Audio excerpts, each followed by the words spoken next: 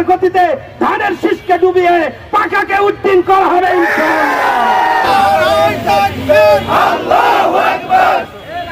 সম্মানিত দেশবাসী,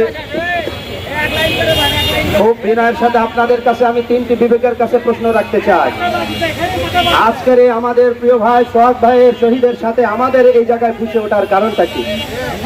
জনাব তারেক রহমান সাহেব দেশ চালান বিদেশ থেকে, দেশের খবর রাখেন না, স্বপ্ন দেখেন নেতা হওয়ার, পিটন খাওয়ার ভাগ নিবেন না। একবারের পিটনে দেশ ছাড়লেন, এইরকম নেতার দ্বারাই তো দেশ চলবে, তাই না? নিজের দলের কর্মীদেরকে থামানোর সাহস যার বুকের মধ্যে নেই, এ আবার দেশকে থামাবে কি করে? এমন পাগলদের কাছে দেশ দেওয়ার জন্য আবার জরিপ করে পত্রিকাওয়ালারা। এমন জ্ঞান পাপীদের কাছে আমাদের লজ্জা হয় কথা বলতে। খুব বিনয়ের সাথে বলতে চাই, শহীদ আবু সাঈদের রক্ত দিয়ে আওয়ামী লীগ সরকার হোলি খেলার কারণে তাদের যেমন এদেশ ছেড়ে দিল্লিতে ভেগে যেতে হয়েছে, বিএনপির তো ভাগার কোনো দেশও নেই, কারণ নেতা আগেই পট আউট। এই জন্য তোমরা আরো সাবধান হয়ে যাও। বঙ্গোপসাগর পাড়ি দিতে পারবে তো? হুজুরদের পাগড়ি দেখেছো, পাগড়ি যদি মাজায় বাঁধা হয় 24 ঘন্টা সময়ের মধ্যে তোমাদের কালো হাত ভেঙে দেওয়া হবে ইনশাআল্লাহ। কি মনে করেছো নিজেদেরকে ক্ষমতার গ্রহণের আগে? নিজেদেরকে কি মনে করো? তোমাদের আমলে দেখেছি দেশ কয়বার চ্যাম্পিয়ন হয়েছে দুর্নীতিতে। সেই স্বপ্ন দেখো না, ভুলে যাওয়ার সালের কথা। এখন 24 সাল পেরিয়ে 25, এখন সন্তান হয়েছে তার যৌবন কাল। সুতরাং পাগলামো করার আগে 10 বার ভেবে ওঠো। কোন বিএনপি আওয়ামী লীগ চরমানের আন্দোলনের জামাতের বিরুদ্ধে আমরা নই। এই দলের মধ্যে ধর্ষক থাকবে, খুনি থাকবে, চাঁদাবাজ থাকবে, এই দলকে আগামী নির্বাচনে আর অংশগ্রহণ করতে দেওয়া হবে না। সরকারকে বলতে চাই, আপনি এমন লোক আবার শান্তিতে নোবেল পান? আপনি দেশের দায়িত্ব নেওয়ার পরে এইরকম দুরবস্থা হয়, আপনার নোবেল তো কিছুদিনের মধ্যে হারাবে। যান বাঁচাতে নিজে পদত্যাগ করে জাতীয় সরকারের অধীনে দেশটাকে দিয়ে আপনি ভাগেন, কারণ আপনার কত দূর দূর সব বোঝা হয়ে গিয়েছে। আপনাকে বারবার ইসলামী আন্দোলন ঐক্য কমিশনে আপনাকে আহ্বান করেছিল বিএনপি এবং অন্যান্য দলের পাগলামো থামান।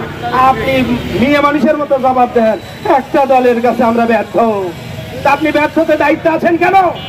আপনি কি জানেন না বাঙালি সেই জাতি, যেই জাতি কোন নেতাকে ফুলের মালা দিয়ে বরণ করে নিলে আবার স্বার্থে আঘাত লাগলে তারে কিন্তু জুতার মালা দিতে দেরি করে না। দেখেন না মুজিবরের মুক্ত মঞ্চ ভাঙ্গার দৃশ্য দেখেন। যেই মুজিবরকে কাল্লায় তুলে আকাশে আমরা নিয়ে গিয়েছি, আজকে আবার ওই মুজিবরের গলার অবস্থা কি দেখেন। এগুলি দেখে আপনারা শিক্ষা যদি না নেন তো কে আপনাদেরকে শিক্ষা দিবে? সুতরাং বিনয়ের সাথে অনুরোধ, আর কোনো বক্তব্য নয়, আর কোনো কথা নয়। এখন করার বক্তব্য আর কথা একটাই, যেখানে যে অবস্থায় যখন কোনো চাঁদাবাজ পাওয়া যাবে, কোন পুলিশ যদি মসজিদের ছাদে একটা মেয়ের লাশ পাওয়ার কারণে ইমাম মুয়াজ্জিনকে 24 ঘন্টার মধ্যে ধরে রিমান্ডে নিতে পারে, এত বড় দুর্ধর্ষকে পুলিশ ছেড়ে দিলে মনে করব পুলিশও মনে হয় ভাগ খেতেছে। আর যদি না পারো তাহলে কি কারণ? তোমাদের সামনের ভবিষ্যৎ কিন্তু অন্ধকার, এটা মনে করো না। এদের পা চাটলে তোমাদের ক্ষমতায়নে আবার আগামীতে রাখা হবে এই দায়িত্বে। দায়িত্ব তুমি দেশের জন্য, দেশের জন্য নিষ্ঠার সাথে করে যাও, তোমার কর্মতে কেউ হাত দিবে না। কিন্তু যদি দেশের মানুষ সজাগ থাকা অবস্থায় একই ঘটনার পুনরাবৃত্তি ঘরে, তোমাদের শেষ পরিণতি শেখ হাসিনা তো রান্না করা ভাত খাওয়া ছাড়া গিয়েছে, তোমাদের কপালে যে কি জুটবে তোমরাই বুঝে নিও। বাকিটা আমরা এত নিচে নামতে চাই না, কারণ একজন বিবেকবান মানুষ এই দৃশ্য দেখার পরও চুপচাপ থাকতে পারে না।